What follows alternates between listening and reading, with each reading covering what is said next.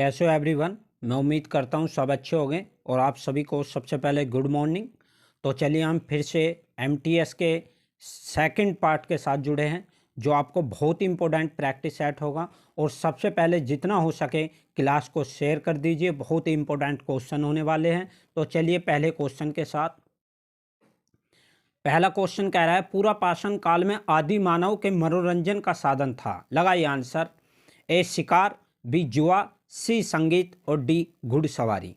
तो इसका जो राइट आंसर बनेगा वो बनेगा ए शिकार। जो पूरा पाषाण काल में आदि मानव जो अपने मनोरंजन में साधन का प्रयोग करते तो वो शिकार करते थे। ठीक है, तो चलिए नेक्स्ट क्वेश्चन।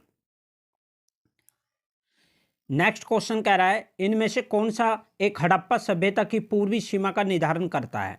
तो पूर्वी सीमा की निर्धारण कौन करता है, तो इसका जो राइट आंसर बनेगा वो बनेगा सी आलमगीरपुर। ये कहाँ पर है आलमगीरपुर, आपसे डायरेक्ट पूछ लेगा ये कहाँ पर है, यूपी में। कहाँ, यूपी में। चलिए नेक्स्ट। कुषाण काल में सबसे अधिक किस विकास के क्षेत्र में कुषाण काल में सबसे अधिक विकास के क्षेत्र में होता, मतलब विकास किस क्षेत्र में हुआ था। तो चलिए, तो इसका जो राइट आंसर बनेगा वो बनेगा बी कला में। जो कुषाण वंश काल में जो सबसे अधिक विकास हुआ था वो किस क्षेत्र में होता, कला में। ठीक है, चलिए नेक्स्ट क्वेश्चन। आपसे पूछ रहा है कालिदास, तो आपसे इसके बारे में आपको क्या सही लगता है, ये आपको आंसर देना है। हर्षवर्धन के शासन काल में नाटककार थे, बी गुप्त काल के खगोल शास्त्री थे, सी इनमें से कोई नहीं और डी गुप्त काल के कवि थे। तो इसका जो राइट आंसर बनेगा वो बनेगा डी गुप्त काल के कवि थे। कौन, कालिदास किसके वो थे, गुप्त काल के कवि थे। ठीक है, चलिए नेक्स्ट। मुगल साम्राज्य की राजधानी को आगरा से दिल्ली स्थानांतरित किया गया था, किसके द्वारा किया गया था। ए जहांगीर, बी औरंगजेब और डी हुमायूं और इसमें नेक्स्ट नीचे शाहजहां। कौन, शाहजहां। तो इसका जो राइट आंसर होगा वो होगा शाहजहां। क्या होगा, शाहजहां, याद रखना। ठीक है, चलिए नेक्स्ट। तंबाकू की खेती किसके शासनकाल में प्रारंभ हुई थी। ए अकबर, बी जहांगीर, सी शाहजहां, डी औरंगजेब। तो इसका जो राइट आंसर बनेगा इसका बी जहांगीर के शासनकाल में तंबाकू की जो खेती की शुरुआत की गई थी। ठीक है, चलिए नेक्स्ट। छत्रपति शिवाजी की माता का नाम क्या था। ए जोधाबाई, बी लक्ष्मीबाई, सी जीजाबाई और डी पुतलीबाई। इसका जो राइट आंसर बनेगा वो बनेगा सी जीजाबाई। क्या नाम था, जीजाबाई। चलिए नेक्स्ट क्वेश्चन। विधवा पूर्ण विवाह का समर्थक कौन था, जिसने समर्थक कौन था। ए ईश्वरचंद विद्यासागर, बी रविंद्रनाथ टैगोर और सी विवेकानंद और डी रामकृष्ण परमहंस। तो इसका जो राइट आंसर बनेगा वो बनेगा ए ईश्वरचंद विद्यासागर। विधवा पूर्ण विवाह का समर्थक कौन था, ईश्वरचंद विद्यासागर। चलिए नेक्स्ट क्वेश्चन। 1857 के गदर से प्रभावित नहीं हुआ। जो 1857 की क्रांति हुई थी वो कहाँ से हुई थी। तो सबसे पहले तो आपको ऑप्शन में अगर गोली की बात चलता है, 1857 की पहली गोली कहाँ से चली थी, तो ये कहाँ से चली थी आपको कमेंट में बताना है। और अगर आपसे शुरुआत पूछता है तो मेरठ से। ठीक है ना, कहाँ से, मेरठ से। और आपसे पूछ रहा है 1857 के गदर से प्रभावित नहीं हुआ, तो इसका जो राइट आंसर होगा वो होगा चित्तौड़। कहाँ, चित्तौड़। ठीक है, चित्तौड़ ग्वालियर। ठीक है, झांसी से भी हुआ, जगदीशपुर बिहार से भी हुआ, लखनऊ यूपी से भी हुआ। ठीक है, झांसी भी यूपी में ही पड़ता है। और कमेंट करके जरूर बताना है पहली गोली कहाँ से चली थी 1857 की। ठीक है, चलिए नेक्स्ट। सती प्रथा का बहिष्कार किया गया था, कब किया गया था सती प्रथा का बहिष्कार। तो इसका जो राइट आंसर बनेगा वो बनेगा सी 1829 में। कब किया गया था, 1829 में। ठीक है, चलिए नेक्स्ट क्वेश्चन।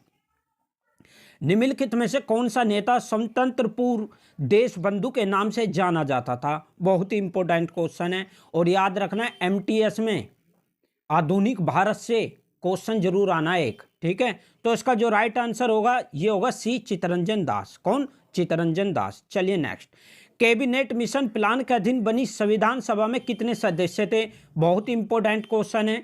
तो इसका जो राइट आंसर होगा ए 389। ठीक है, 389 कितने, 389। तो 389 सदस्य थे, याद रखना। चलिए नेक्स्ट।